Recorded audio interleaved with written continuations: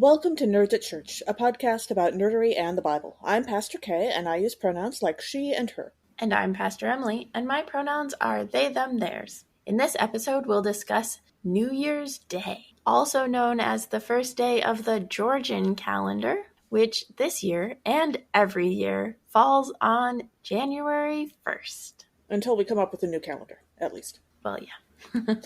We have one content notification for this episode. There is a brief mention of suicide towards the end of our discussion on the second reading. Check out the episode description for links to the Bible passages and other references we make in this episode. For our deep dive for this episode, I am so excited. We are finally diving deep into time. Yay! I'm so excited. I may have written an entire paper for systematic theology in seminary on this very topic. I promise this conversation will have more pop culture references than that paper did. Is that going to involve working really hard or absolutely no effort at all? No effort at all. Yeah. I'm surprised, actually. Okay. I didn't They didn't let you cite Doctor Who. Okay. I know. I was just thinking that I didn't cite Doctor Who in that paper. I probably could have. I don't know. It was while I was still getting into Doctor Who, I think. Anyway, in the New Testament, in particular, there are two Greek words used for time. One is chronos, if you think like chronological, that sort of thing. And one is kairos. So we're going to dive into both of those and kind of explore what they mean and such. So Chronos is the time that we experience as humans, and there's a certain amount of scientific data that we have about how time works. And essentially, what we know about Chronos is that theoretically, there are ways to travel differently in time than we currently do. All of us are always traveling through time in some way. We're getting older. Time is passing. Mm-hmm. The question is, can we start to travel through time at a different rate of some kind, or possibly in a different direction? And the different direction idea, most scientists that I've looked into have said, no, not so much. If you tried to do that, you'd break physics. Which, granted, we've tried breaking physics before, and we haven't destroyed the universe, so I'm not ruling it out entirely. But also, maybe we should know some more things about time before we try that. However, going forward in time, just at a different rate than we all currently are, is actually pretty easy. And we all do slightly change the rate at which we're traveling forward in time on a fairly regular basis, as long as you're, say, driving in a car. If you go on the highway, it's just a very, very small change that isn't really big enough to notice in the course of everyday life. But time dilation happens via a few different methods, one of which is through acceleration. If you've ever watched Back to the Future, no, it doesn't actually mean that getting up to 88 miles an hour in a DeLorean with a flux capacitor can jump you to a different timeline.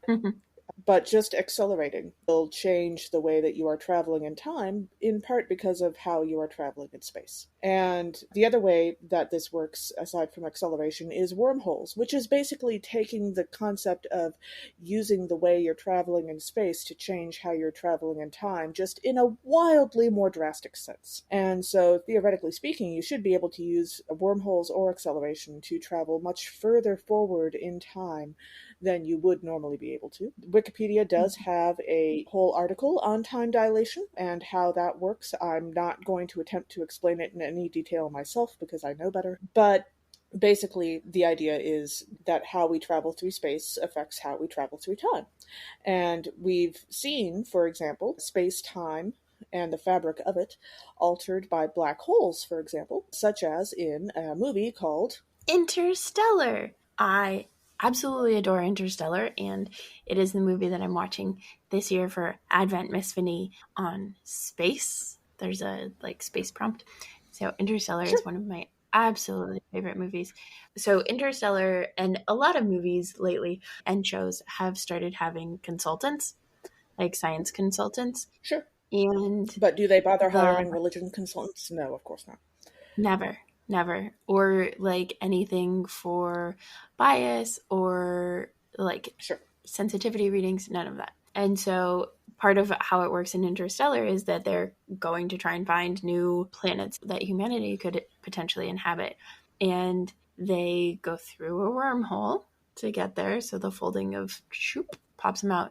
And then they, in order to check the planets, they have to dive down to them. And so they get closer to the black hole. And the closer they are to the black hole, the faster time moves for them. Or the way it's portrayed more is the more time passes for everyone else while they're down there. So if they're down there for an hour, Yes. it's significantly more time for everyone orbiting and that sort of a thing. So they're experiencing time slower than the rest of the normal universe. Yeah. So-called normal, at least. Yeah.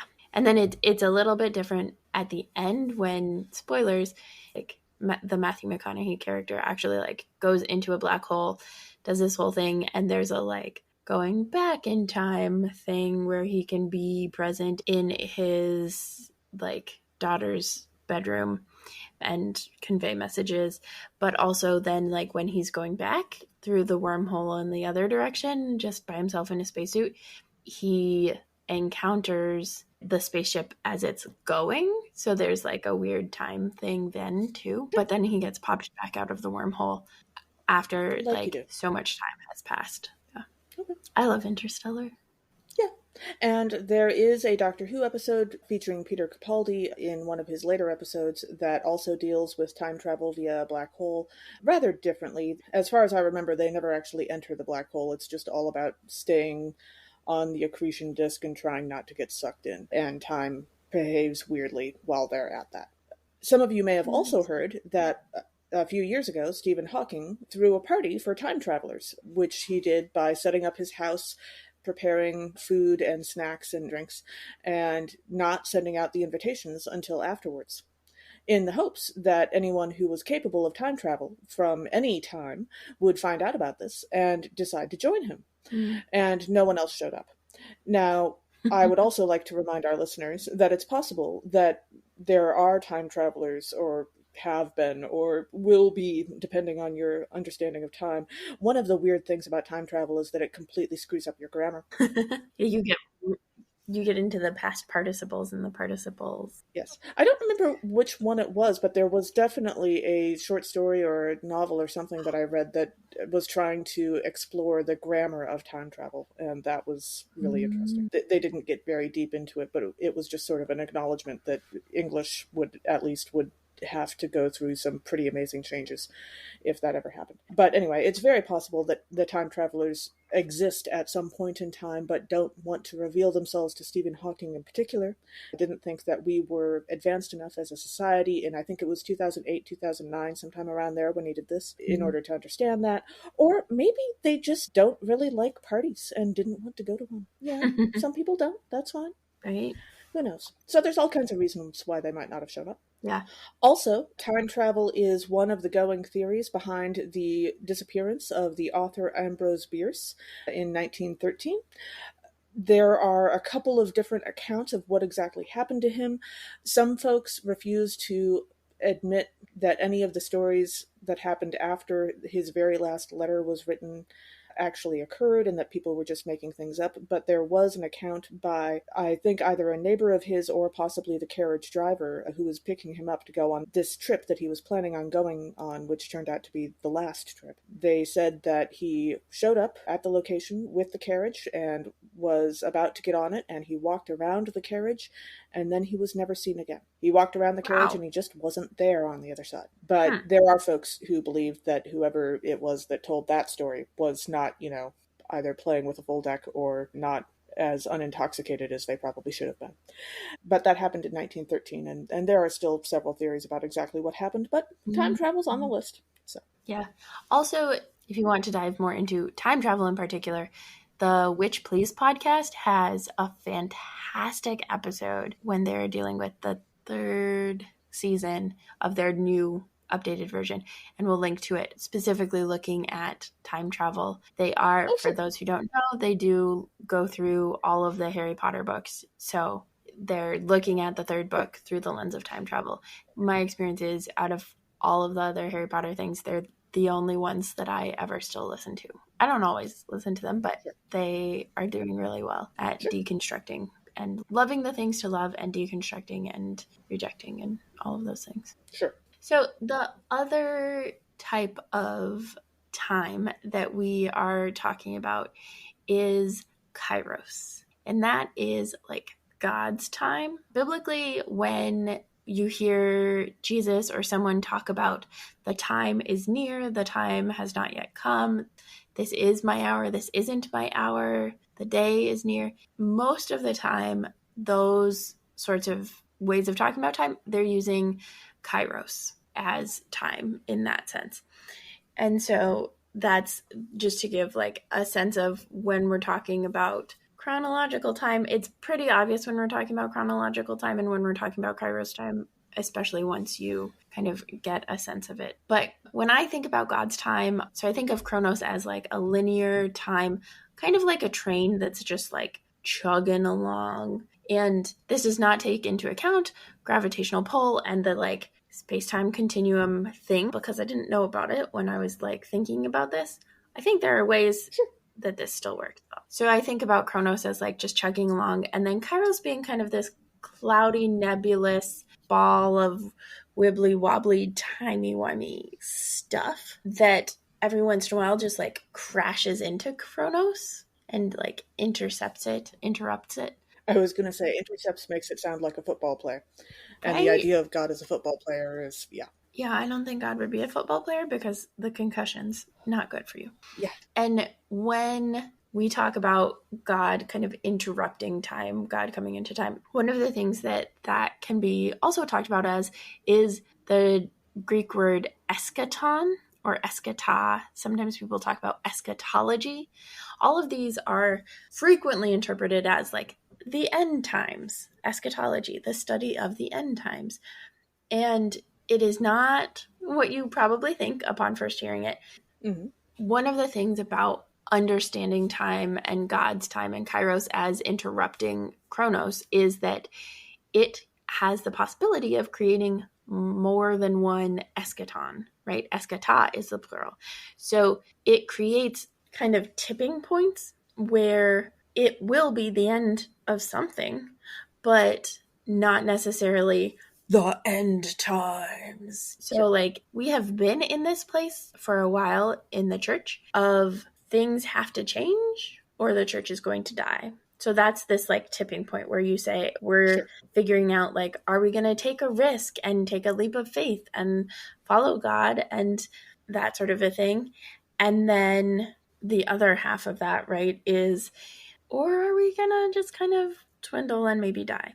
And it can be more extreme and more scary than that. I think in this country, we are in a fair amount of an eschaton place.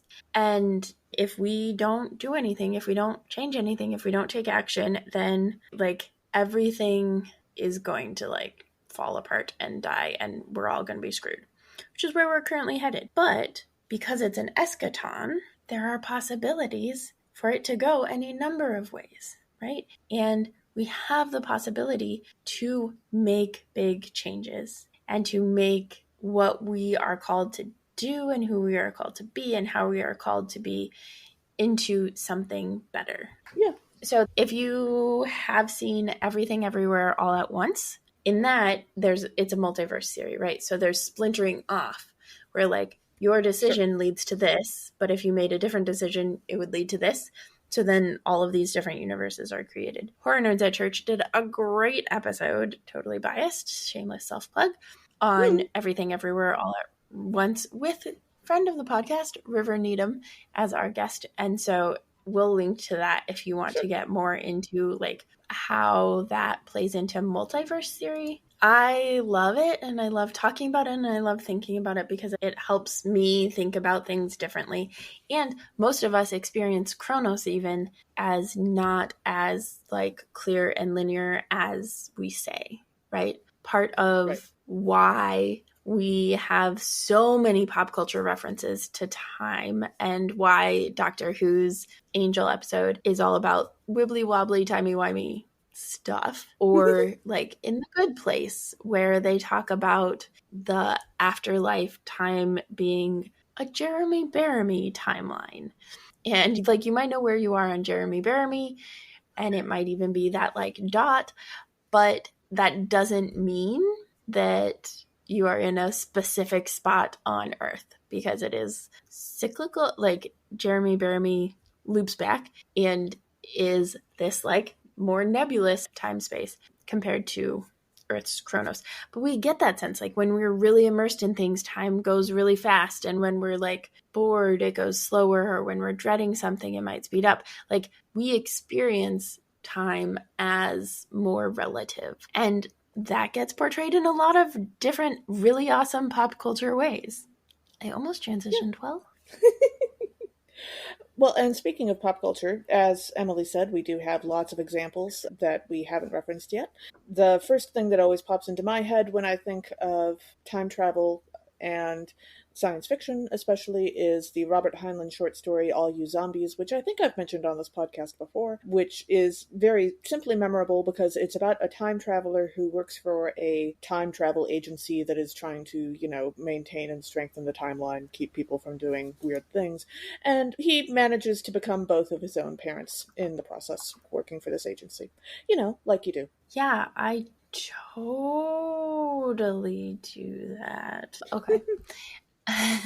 Always wanted to be both of my parents. Also, there are some examples of like kind of time travel, kind of not. So in D&D, there's not, to my knowledge, a real like time travel thing, unless it's like part of the big arc of the story, right? Like my first major D&D campaign did end up sending us back in time, like to the founding of Hogwarts, basically. But for the most part, the way D&D works with like smaller time travel is by retconning, so retroactive continuity. After you have passed an event, or if it's in a character's background or something, you can change that so that it is as if something else had happened for the sake of continuity in the plotline. It's not technically time travel, but it's fun. And it's not like The Lake House or something like that movie. Yeah. The other one that's kind of time travel, kind of not, is The Travelers, which Kay pointed out how disturbing it is in a way that I had not recognized immediately before. Yeah. But instead of whole-bodied humans traveling back in time, the future is sending consciousnesses back in time to the point at which someone was supposed to have died, and they take over their body so they don't die, and then are trying to like save Earth from what is going on in the future. So yeah. I still say that if my husband apparently had a near-death experience and then woke up again as a completely different person, I would be really angry. And also, like, feel robbed of my chance to grieve his death. Like, that just doesn't, anyway, it seems wrong. But. Yeah. I mean, for the most part, you wouldn't notice right away, which is probably worse. Even creepier. Yeah. And for a couple of more classic references, I personally did not especially enjoy the novel The Time Machine by H.G. Wells, but if you like his other work, I think you probably would. There was a thing with early science fiction novels where the goal was for the main character to not really like have much of a personality in order to be more of a so-called everyman character, and in this case I'm saying everyman because they really were almost all men. Of course they were. Because they were expecting their audience to be mostly men. And on the other hand, if you'd rather have a narrator that has a little bit more personality to them, Connecticut Yankee in King Arthur's Court by Mark Twain, actually, that narrator does have a personality. You might find it really grating and irritating. I personally did, but he does have a personality, I'll give him that. Mm-hmm. About a guy from Connecticut who travels back to King Arthur's Court, as you might imagine. Yeah. There's a lovely Christmas movie called The Night Before Christmas, Night with a K, about a knight. Oh, yes. Being sent forward in time to Ohio. It is super cheesy, but also kind of cute. And yeah, that I think was on Pace's list for Advent Miss Finney non-male director. So it's cute, but it is very like white, cishet Christmas romance. Oh, yeah.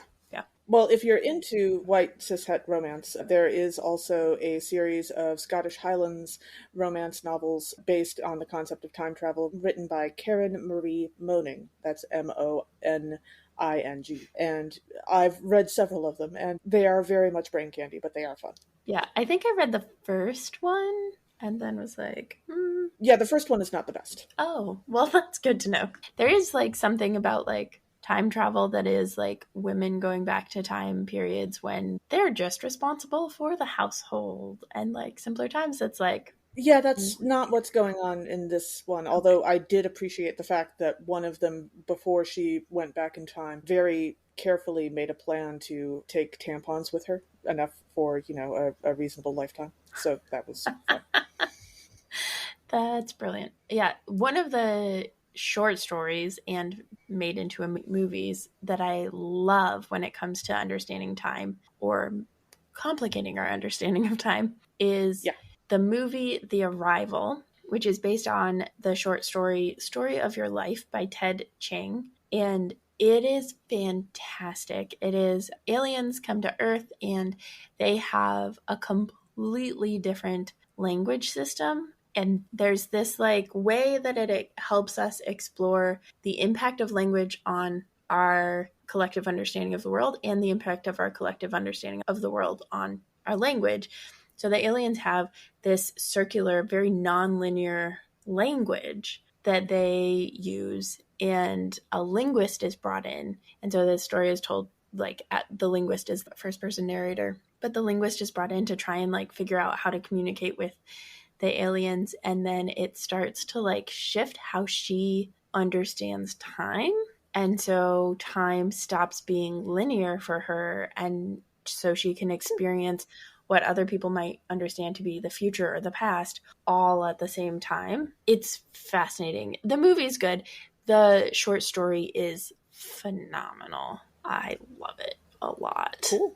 Mm-hmm. In the course of making sure I wasn't forgetting anything important while looking for pop culture references, I did unexpectedly discover that Isaac Asimov wrote a novel involving time travel, which is called The End of Eternity, which actually sounds really interesting, and now I want to read, so I'm not going to spoil it for you, sorry, because I'm not going to spoil myself. And I suppose that means that you can tell that I have not experienced time travel, because I'm not... Anyway. And then, of course, it does feel like I've been talking a lot about stories written by men, so obviously there are lots of women who have written books involving time travel, not all of which were romance novels, including, for example, A Wrinkle in Time. So Madeleine L'Engle absolutely, has a great series, and A Wrinkle in Time. a quartet, I think. I think there's 4 books. Okay. Yeah, I may have read it as a kid, but I don't really remember it. I remember the one that's like based on the story of Noah. Yeah. But A Wrinkle in Time, the newer movie that is out for A Wrinkle in Time, is fantastic. Like, it is just so great.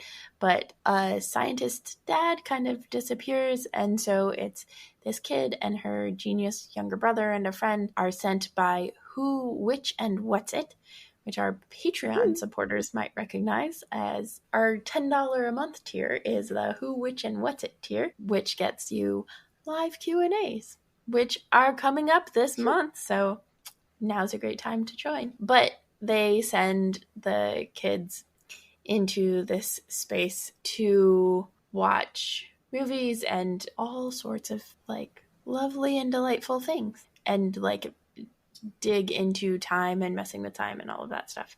So another novel based on the concept of time travel is, of course, The Time Traveler's Wife, written by a woman named Audrey, whose last name begins with an N, and I'm honestly just not going to even try to pronounce it. But it's based on the idea of a time traveler who is a reluctant and involuntary time traveler. Like, he doesn't control how this works. His name is Henry. And the woman he marries, and their story is a little, creepy, but in terms of the ages that they get involved with each other at, he meets her at first as a child, and they have a perfectly normal relationship of like adult and child and healthy and all while she's a child. But of course, she inevitably falls in love with him, and they begin their romantic relationship when the first time they meet each other when she's 18. Too much.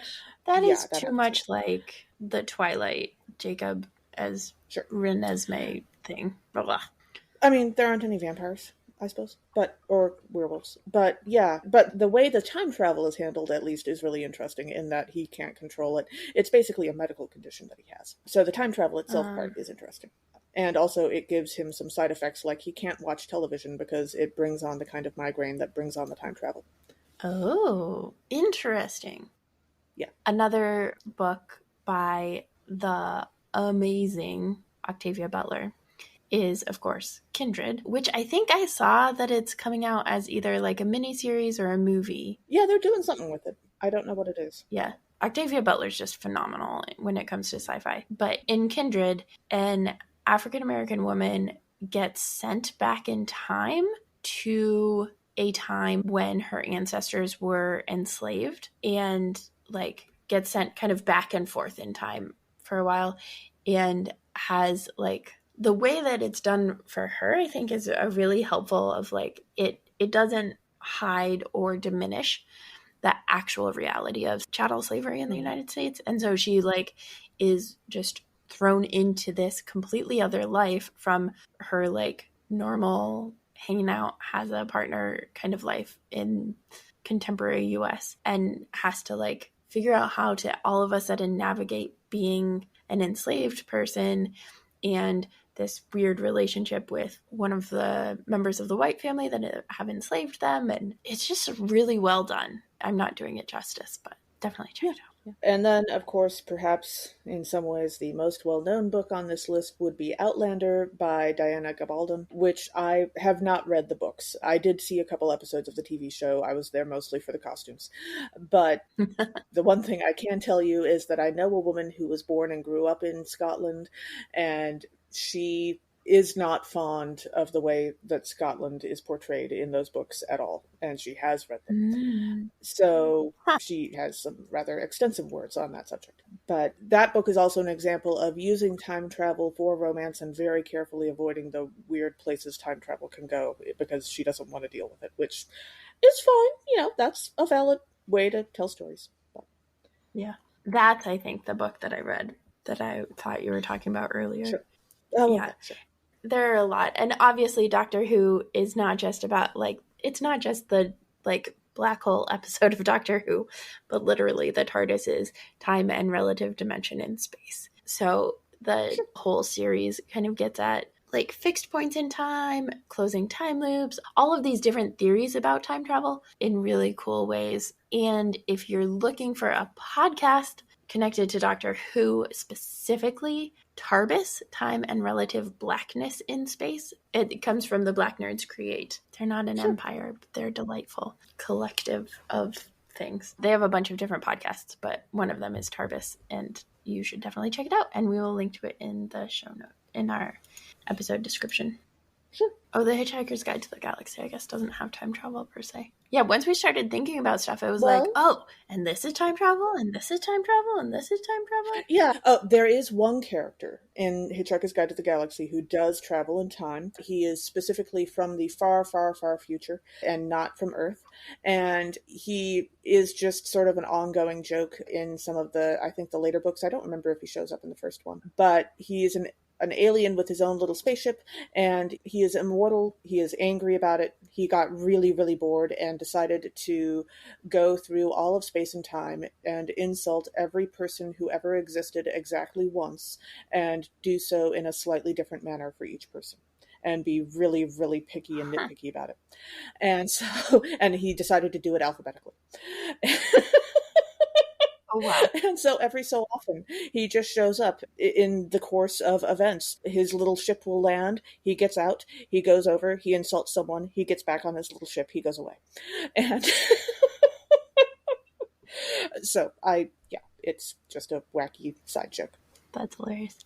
Also, if you are interested in a book that is not actually time travel, but there are a couple books like this where like it is not always clear what time it is in the book. Monday's Not Coming by Tiffany Jackson is a really great book. It's like middle grade, high school level. It's fantastic. It's about a kid whose friend disappears and everyone's kind of pretending like everything's fine, ignoring it. And the kid is trying to like figure out what's actually going on with it. but it's fantastic. Also, Jane Unlimited by Kristen Cashore gets into multiverse theory. She originally tried to write it as a like choose your own adventure, and then as she was writing it, it became like a multiverse book, which is really just fun. Yeah. Our first reading for this episode is from Ecclesiastes chapter 3, verses 1 through 13. The author elaborates on the many things that one does in life and how each have their appropriate time, leading to a good and enjoyable life. So one of the themes from this passage is the idea of labor and work. This is especially obvious in verse 9, but every time I read verse 9 where it says, "What gain have the workers from their toil?" Right? And it's getting at like, what is the point of working? What do you even get? All of that, which feels so relevant today. But there's also the like really obvious answer / response of a 40-hour work week, sick time, health insurance, weekends, paid vacation. There's a whole poster that the Ricardo Levins Morales studio made for the labor movement that has all of these things, OSHA to protect workers' safety, all of that stuff.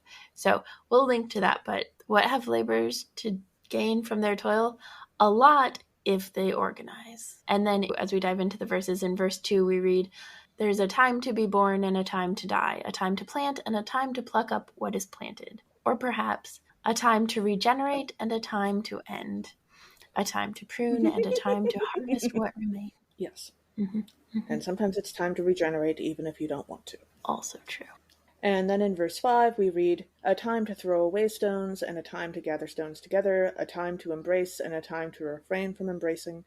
And in my experience, I think that this is the verse that is most often not understood by modern people that I run into. This is the one I always get questions about. And so when it comes to the stones, in an agrarian culture, or any culture that deals with growing crops, you throw away stones when you are clearing a field to plant a crop, because you are digging up any stones in the field so that it doesn't get in the way of plowing the field.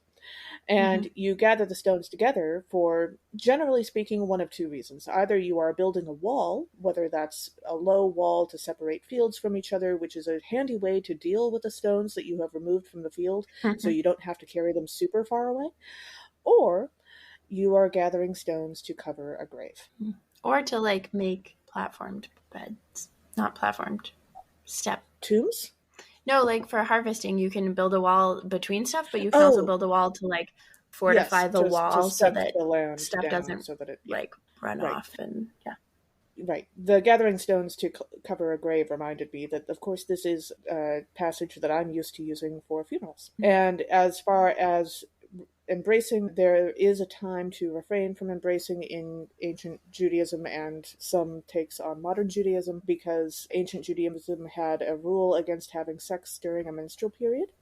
And we want to keep in mind when we think about that many ancient women didn't have a lot of choice in who they married. They might have not had very many options. And so this could be seen as a time off for them, that time of not dealing with much of the rest of the world while menstruating. Rest. was a time of Sabbath. Yeah. Also, when you were talking about gathering stones and stones marking graves, I also think of the Jewish practice of placing stones on graves of particularly important people. Yeah.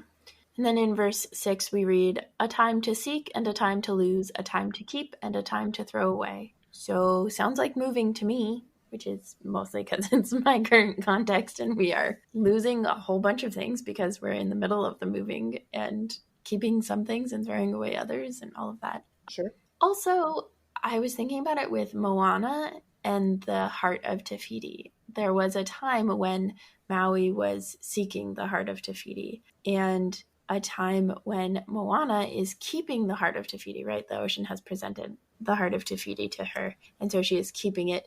And there is a time when it gets thrown away. There's a time when she loses it intentionally to return it to Te Fiti.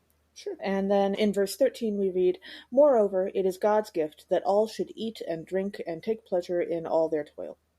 So this is the Ecclesiastes version of this phrase. The Isaiah version in chapter 22 of Isaiah is the better known one, which says, "Let us eat and drink, for tomorrow we die." There are a couple of very similar verses in the New Testament as well that I'm less familiar with, but the Isaiah version is quoting people who are directly disobeying God, and those are people you do not want to emulate. But neither Shakespeare nor ancient Greek philosophers actually came up with the "let us eat, drink, and be merry, for tomorrow we die" line. It's actually biblical.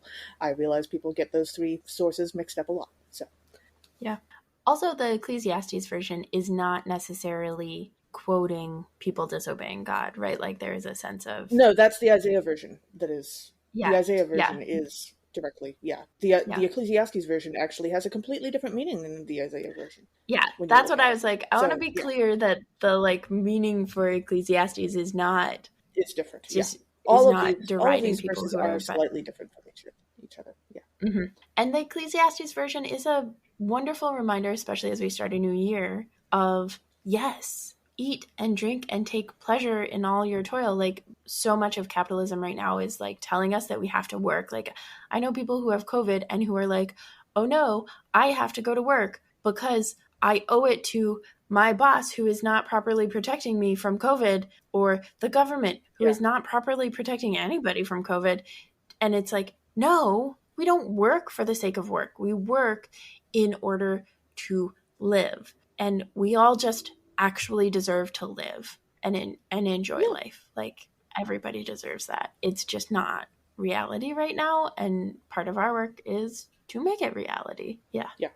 Stepping down off my soapbox and onto our second reading for this episode is Revelation chapter 21, verses 1 through 6a. A hopeful vision is cast of God's ultimate plan for the universe being renewed and the end of mourning, crying, and pain. So, one of the themes in this passage is the idea of completeness. They specifically use a merism at the end when we're talking about God as the Alpha and Omega, beginning and the end, right? And a merism is one of my favorite Hebrew Bible poetry techniques. It's not just Hebrew Bible, but I know it best from Hebrew Bible, Sure. that attempts to name a completeness or a whole category by naming what appears to be ends of the spectrum. So they say alpha and omega, and it means alpha, beta, gamma, delta, all the way through to omega.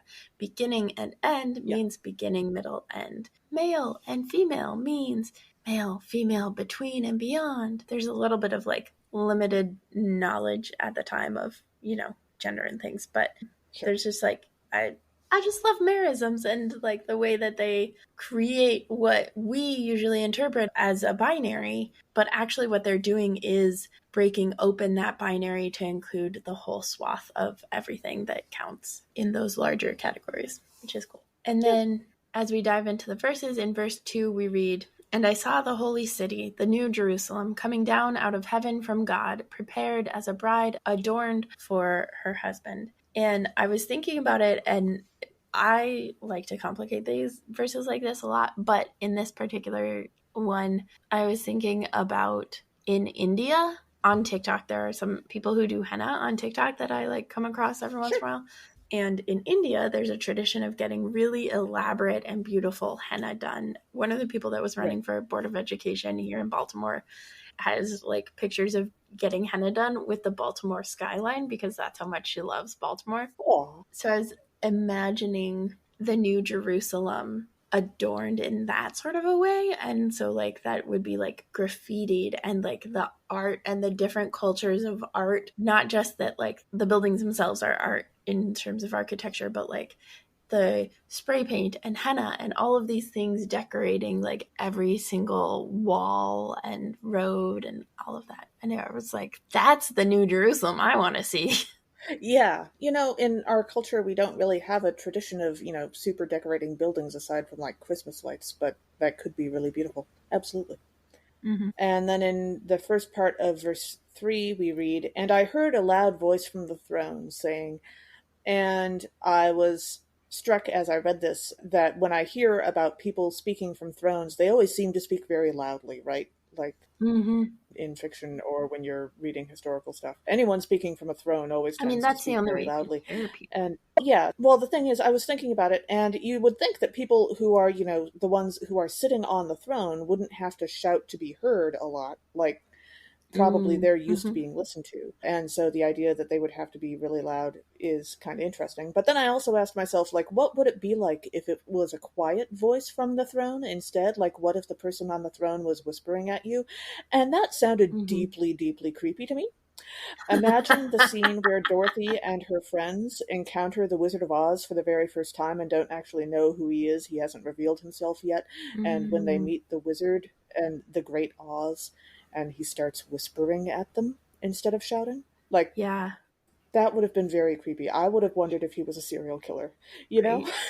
Well, and there is a thing about like volume that like when you yell to try and get attention, you just Mhm. add cacophony to the already existing cacophony versus when you whisper or Yeah. when like you really want to draw someone into a story, you lower your voice. Right. Or I noticed it in the other episode that we have coming out for January 1st that was on grief when we were talking about grief, right? It's a more intimate conversation. So we had all of us, like our voices were a lot softer. And Yeah. yeah, that there's that space for like intimacy. But if it's like the Wizard of Oz, Yeah, it's a different that's a very different implication. that's the creepy kind of intimacy. Mhm. Yeah. And then in the first part of verse 4, we read, God will wipe every tear from their eyes. And it's a lovely image. It's so kind and loving. And also, I immediately flash back to a different throwaway joke from Hitchhiker's Guide to the Galaxy, not the guy who was going around the universe insulting people alphabetically, but instead the Jatravartids, who believed that the entire universe was sneezed out by a creature called the Great Green Arkle Seizure, I and remember refer that. to the end times as the coming of the Great White Handkerchief, when everything will be wiped out. And I just thank you, Douglas Adams, for completely ruining this lovely image for me. Yeah. That's fantastic. I love that. Listen, creation stories are all different, and by all means, like there absolutely should be one that's essentially that. Yeah. It's true. It's true. I do love the variety of creation stories that we have. Yeah, they're Yeah. fantastic. Yeah. And then in verse 5, we read, And the one who was seated on the throne said, See, I am making all things new. Also, that one said, Write this, for these words are trustworthy and true. And I have to admit, I'm a little skeptical. In the expanse, literally no one is ever totally trustworthy and true, though things are made new. But particularly when Christian Avasarala is trying to figure out what's going on at the beginning of the series and investigates her friend, Frank DeGraff, her friend's house. He was the ambassador to Mars and really liked Mars, and she like basically screwed him over to figure out Mm-hmm. information and for her own political gain, but then also like to figure out information. And then he like loses his position and all of this becomes really like reclusive, and then it turns out that he dies by the understanding is that he has died by suicide. Sure. And she goes to his house and is like there kind of as friend, but also then like finds spy pencils. They look like pencils, but in fact they're like jump drives and things. So yeah. Yeah. Our final reading for this episode is Matthew chapter 25, verses 31 through 46. Jesus is described sorting people at the end of time into groups of sheep and goats based on how they treated others during their lives. I really had to work to not say sheeps with that, but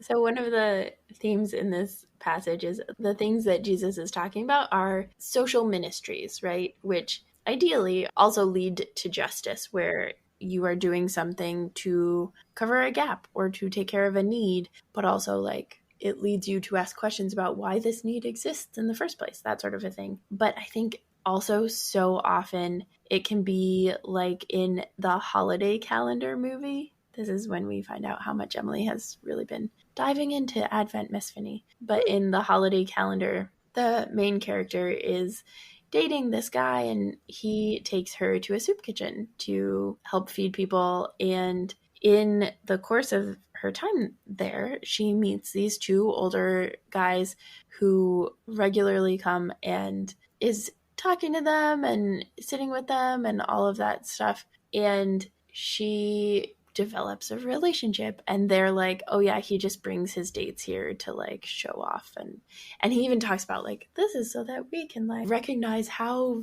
good we have it, whatever. And it's just like, Sure. But part of what I think and I hope Jesus is getting at in this is that part of it is the relationship, right? It's not you visited me once in prison, it's you visited me in prison, an ongoing sense of it and the relationship, because that's what transforms.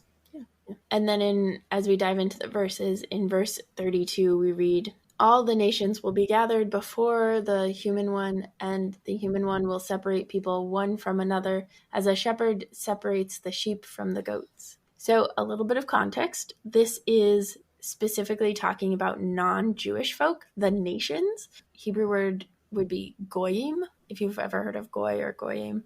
Yes. But this is about the non-Jewish people, because the Jewish people are the chosen people. And also, goats are more mischievous and need a different type of care than sheep do. See, for reference, Elliot the littlest reindeer and Elliot's friend Hazel, who is a goat, who gets stuck in fences because she tries to eat cans and then gets immediately stuck again. And also our deep dive with Polly Festa on herding and shepherding. Yes. Sheep and goats. Yes. Sheep and shepherding. Although, as I remember, they might have said that sheep and goats are both equally mischievous. It's just goats are a little smarter about it, and therefore more clever. Mm-hmm.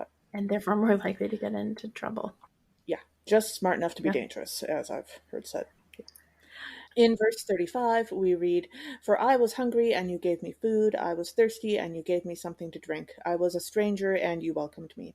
And if you complete the tutorial at the start of Skyrim, the way that you're supposed to, basically, and then you stay with whichever character that you choose to follow at the end of the tutorial for a while afterwards, they will take you to visit their family in a village nearby. And the family, as thanks for having saved their nephew's life, supposedly, which is what he tells them, then they will supply you with all sorts of useful things like clothing and food and a few very basic necessities and a little money. And they will also be friendly to you for the rest of the game if you bump into them again. So, wow, that's an interesting. That seems like a pretty good deal. Yeah, it's not a ton of stuff. They're not like rich or anything, but it's a useful start.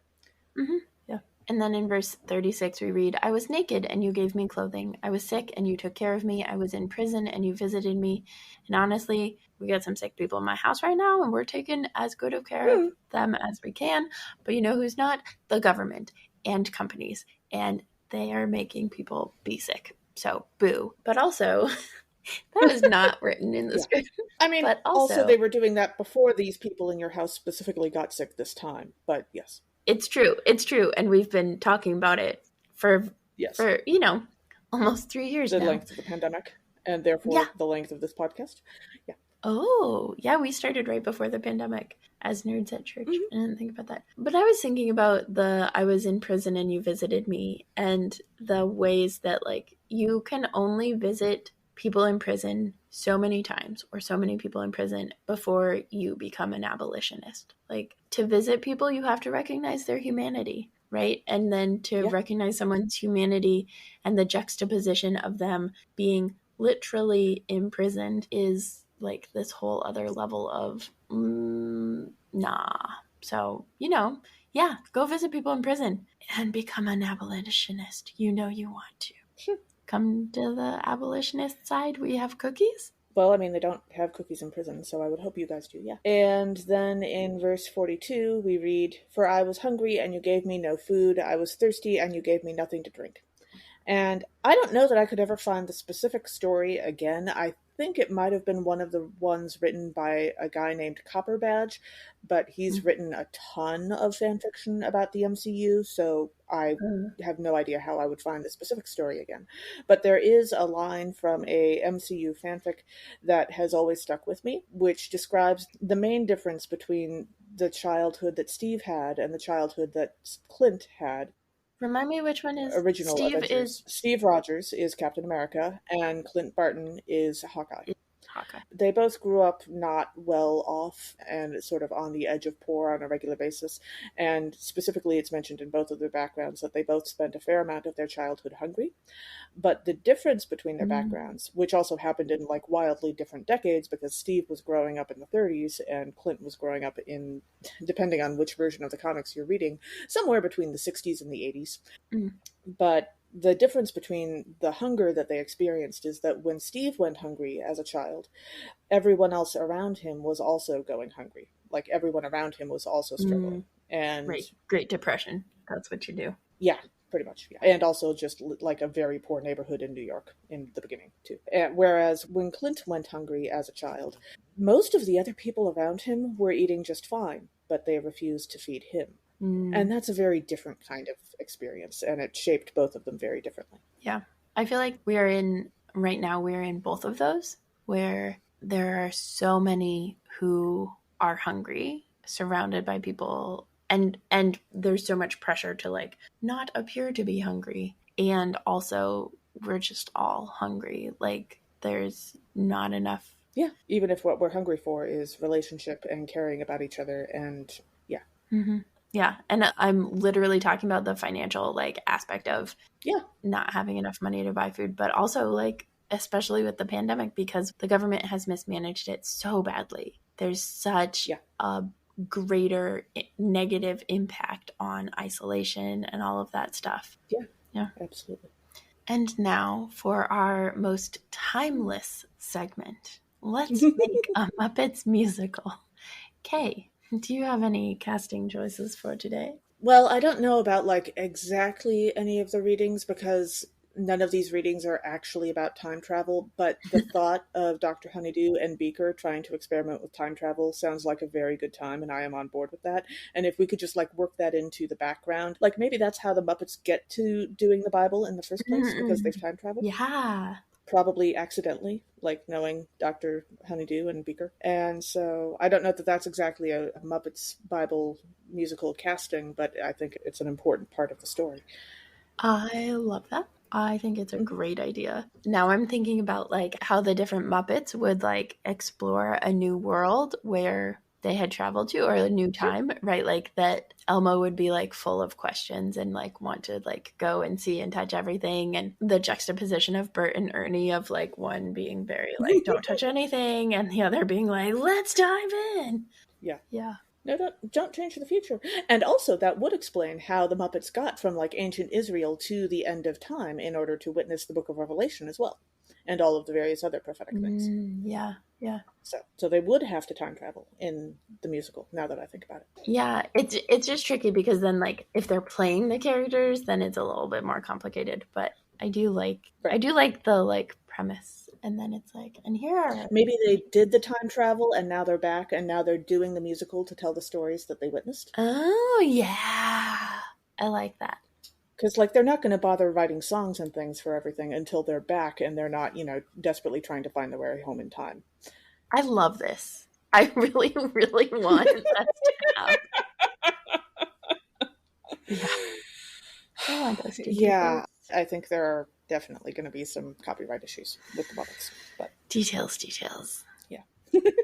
Thanks for joining us. Catch us next time when we'll discuss nerdery connections to the scripture readings for Epiphany. This podcast has been produced by us, Kay Rohloff and Emily Ewing. For more fun, check us out on Twitter and Facebook at Nerds at Church, or contact us at nerdsatchurch@gmail.com. Also, if you like what you've heard, rate us or leave us a review on Apple Podcasts, Facebook, or wherever you catch your podcasts. If you want access to our uncut guest episodes and interviews, live Q&As, and more, support us on Patreon at patreon.com/nerdsatchurch. You know you want to be a who, which, and what's it.